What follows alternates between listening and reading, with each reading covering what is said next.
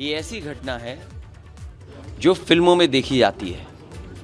बम चल रहे हैं, दौड़ाया जा रहा है, गोली मार करके हत्या हो जाए और जो मुख्य गवाह है उसकी जान चली गई। वो केवल गवाह नहीं, अधिवक्ता भी था।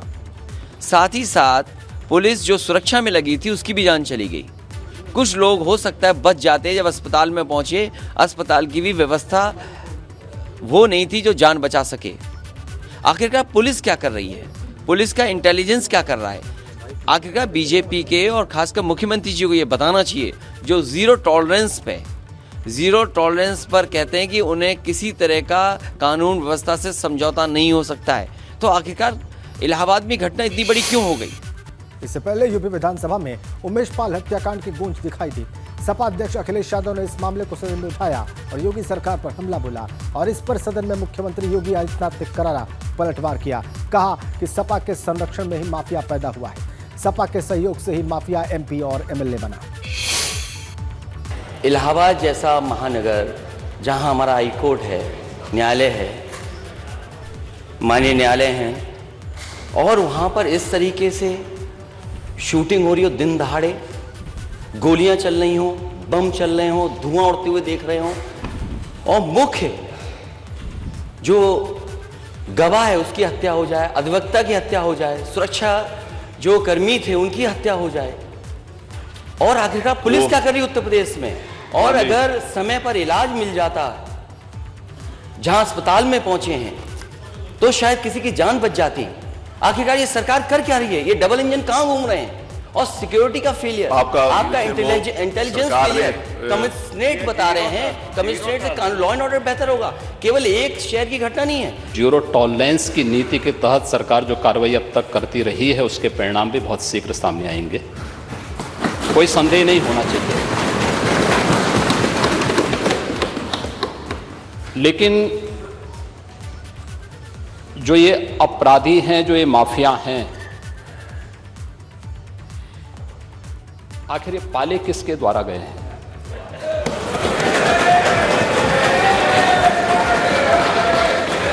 बात जवाब आ जाए। ये जब अभी आपका नाम तो नहीं लिया कि आपने के खिलाफ जवाब आ जाए। जिस माफिया के खिलाफ वो जो भी हो, जिसने भी किया, किसी का नाम तो नहीं लिया ना, किसी का नाम तो सच नहीं कि समाजवादी पार्टी ने उन्हें सांसद बनाया था? क्या ये सच नहीं है? आप अपराधियों को पालेंगे, प्रदेश पार्टी जिस किसी भी पार्टी का रहा हो, क्या ये अपराधी नहीं था? किस पार्टी का था? किस पार्टी का था? आप सारे अपराधियों को पालेंगे, उनको माल्यार्पण करेंगे और उसके बाद तमाशा बनाते हैं आप लोग। एक तरफ अपराधियों को प्रश्रय देंगे, उन्हें गले का हार बनाएंगे, और दूसरी तरफ फिर दोषारोपण भी करेंगे। विधानसभा में जाति जनगणना और प्रयागराज में हुए गवाह के मर्डर पर भी संग्राम दिखाई दिया। सीएम योगी आदित्यनाथ ने अखिलेश यादव के सवाल पर करारा हमला बोला। उन्होंने समाजवादी पार्टी के जाति जनगणना वाली मांग से लेकर अन्य मुद्दों पर भी जमकर निशाने लगाए। हम शौचालय देने की बात करते हैं, वो जाति की बात करते हैं। हम मकान देने की बात करते हैं, ये लोग जाति की बात करते हैं। हम रोजगार की बात करते हैं, ये जाति की बात करते हैं। हम एक अन्नदाता किसान के खेत में पानी पहुंचाने की बात करते हैं, ये लोग जाति की बात करते हैं। अगर इसको सरल भाषा में मैं कहूं कि विरासत में सत्ता तो मिल सकती है लेकिन बुद्धि नहीं मिल सकती। संसदीय लोकतंत्र में पॉलिटिकल क्रेडिबिलिटी का सबसे बड़ा माध्यम है जनता का जनादेश। मैं जब शिवपाल जी को देखता हूं, वो बेचारे सम विषम परिस्थितियों में जिस उसके साथ रहते हैं, उनको देखता हूं तो मुझे महाभारत का दृश्य याद आने लगता है। और मैं उनके कह सकता हूं, और बहुत सहज दृश्य, उनका जो सरल स्वभाव है, तो उस सरल स्वभाव के नाते मैं आपको याद दिलाना चाहता हूं, देखो ज्यादा अपमान करना बंद कर दें, सम्मान देना शुरू करें। 12वें ओवर में सीएम का शॉट सीधे कप्तान आलोक रंजन के हाथ में चिपक गया। ये क्रिकेट खेल रहे हैं, पहली बॉल में कैच आउट हो रहे हैं, लेकिन वहां से कह दिया जाता है कि ये तो नो बॉल है। और अगर वह ये छक्का मारते ना तो कहते नहीं छक्का मार दिया। एक तरफ सरदार वल्लभ भाई पटेल भारत की एकता के शिल्पी, जब हम उन्हें सम्मान देने का काम कर रहे थे, समाजवादी पार्टी उस दिन जिन्ना की आरती उतार रहा था। ये तो इनकी स्थिति है। इधर प्रयागराज हत्याकांड पर सियासत जारी है। सदन के अंदर और सदन के बाहर जहां अखिलेश यादव हमलावर हैं, वहीं अब अखिलेश यादव ने इस पर ट्वीट भी कर दिया है। ट्वीट करके अखिलेश यादव लिखते हैं, ये रहा, इलाहाबाद बम कांड में भाजपा सरकार कहीं ये बहाना न बनाए कि उत्तर प्रदेश में शूटिंग को बढ़ावा दिया जा रहा है। एक वीडियो के साथ उन्होंने ट्वीट किया है और फायरिंग का वीडियो है कल की, जो कल हत्याकांड था उसका वीडियो है और उसके साथ ये लिख रहे हैं। इधर प्रयागराज हत्याकांड पर बोले हैं डिप्टी सीएम ब्रजेश पाठक, बहुत ही दुखद घटना है, ये कहा है ब्रजेश पाठक ने। उन्होंने कहा हम किसी को भी छोड़ेंगे नहीं, मामले की उच्च स्तरीय जांच हो रही है, जल्द सभी अभियुक्तों की गिरफ्तारी होगी, पूरे मामले को हम फास्ट ट्रैक कोर्ट में ले जाएंगे, आरोपियों को कड़ी से कड़ी सजा दिलाएंगे। ये उप मुख्यमंत्री ब्रजेश पाठक का बयान प्रयागराज हत्याकांड।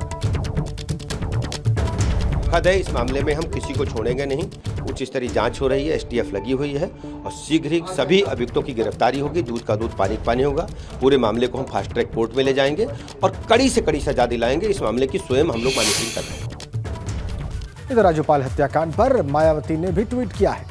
ट्वीट करके उन्होंने हाई लेवल इंक्वायरी की मांग की है। ट्वीट करके मायावती लिखती है कि प्रयागराज में राजू पाल हत्याकांड के मुख्य गवाह अधिवक्ता उमेश पाल और उसके गनर की दिन दहाड़े हत्या अति दुखद और अति निंदनीय। यह घटना यूपी सरकार की कानून व्यवस्था के दावों की पोल खोलती है। सरकार मामले को गंभीरता से लेते हुए इसकी उच्च स्तरीय जांच कराकर दोषियों को सख्त सजा दिलाए। मायावती का ट्वीट।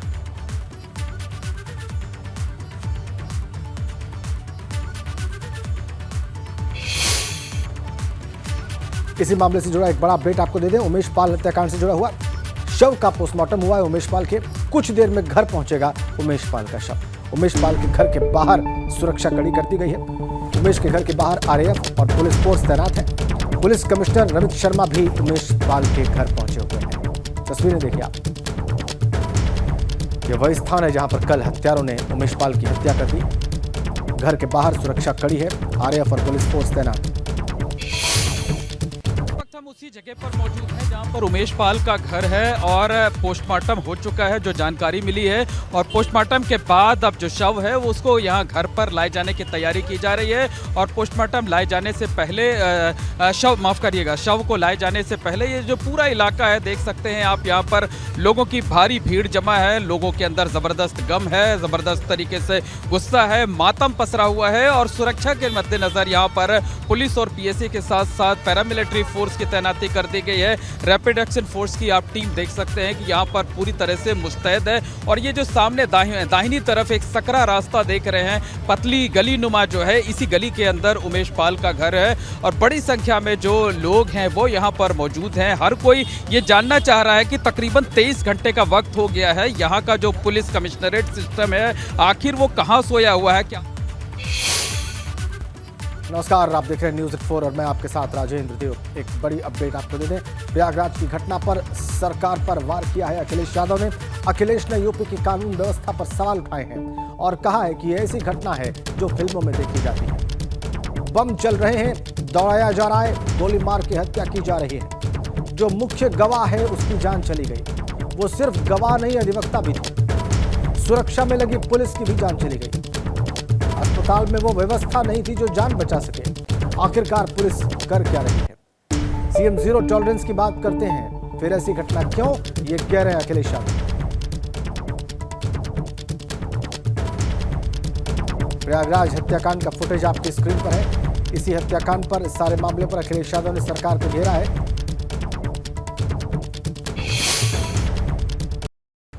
बड़ी खबर मिल रही है, उमेश पाल का शव घर पहुंचा है उनके और पोस्टमार्टम के बाद घर लाया गया है उमेश पाल का शव, जिनकी कल शूटर्स ने हत्या कर दी, अपराधियों ने हत्या कर दी। देखिए आप तस्वीरें एक्सक्लूसिव। प्रयागराज में उनके घर लाया गया है पोस्टमार्टम के बाद उनका शव। वहां पर भारी संख्या में पुलिस फोर्स और आरएएफ पहले से तैनात है। लोग भी इकट्ठे हैं, उनके समर्थक हैं। और आप तस्वीरें देख रहे हैं प्रयागराज की, जहां पर उमेश पाल का शव पोस्टमार्टम के बाद घर लाया गया है। कल अपराधियों ने दिन दहाड़े उनको लगभग इसी जगह पर गोलियों से छलनी कर दिया। गवाह थे वो राजूपाल हत्याकांड में, अधिवक्ता भी थे। और आप देखिए वहां पर लोगों की मौजूदगी, उनके समर्थक, उनके चाहने वाले, उनके परिवार के लोग, उनके पड़ोस के लोग, सभी वहां पर। शव पहुंचा है घर उमेश पाल का प्रयागराज में। और मोहम्मद मोइन हमारे साथ कनेक्ट है। मोइन, आपको जो देख रहे हैं वो बयान करें।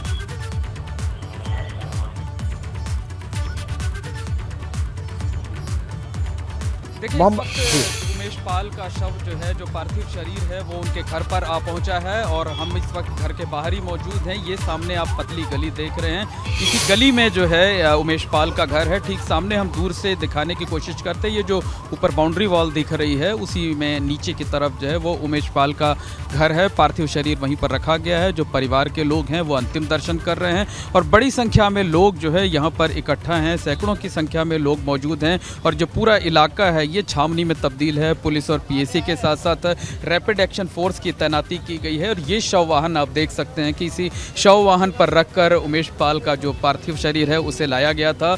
और आगे पीछे पूरा जो है आपको पुलिस ही पुलिस, चारों तरफ सुरक्षा कर्मी जो है वो नजर आएंगे और बड़ी संख्या में लोग यहाँ मौजूद हैं। लोग उमेश पाल को नम आंखों के बीच अंतिम विदाई लोग भी मौजूद हैं। कानपुर में भतीजे की पिटाई के विरोध में एक व्यक्ति पानी की टंकी पर चढ़ गया और बताया जा रहा है कि शरारत करने पर स्कूल में छात्र की पिटाई हुई थी और इससे नाराज होकर छात्र का रिश्तेदार पानी की टंकी पर चढ़ गया और एसएमडी स्कूल के संचालकों की गिरफ्तारी की मांग करने लगा।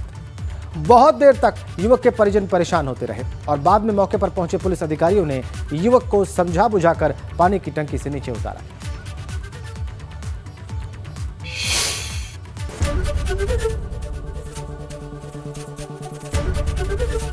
एबीपी गंगा, खबर आपकी, जुबान आपकी।